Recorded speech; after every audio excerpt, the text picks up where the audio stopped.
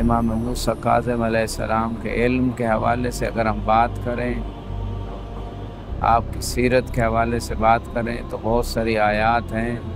हर ज़माने का एक इमाम है, वो इमाम हुज्जत है इंसानों के ऊपर। इसी आयत के ज़मन में अल्लाह के रसूल ने फरमाया, मेरे बाद मेरी अहले बैत से इमाम होंगे, मेरे बाद तुम्हारा साहिब यानी तुम्हारा इमाम, तुम्हारे ऊपर हुज्जत, यही शख्सियत हैं इमाम मूसा काज़िम अलैहिस्सलाम। सबको एहतराम की निगाह से देखा जाए, सबसे मोहब्बत की जाए, सबको अपने से बेहतर समझा जाए। इसने कहा मौला माफ़ी दीजिए, कहा माफ़ी मैं नहीं, इब्राहीम जमाल जब तक माफ़ नहीं करेगा मैं माफ़ नहीं करूँगा।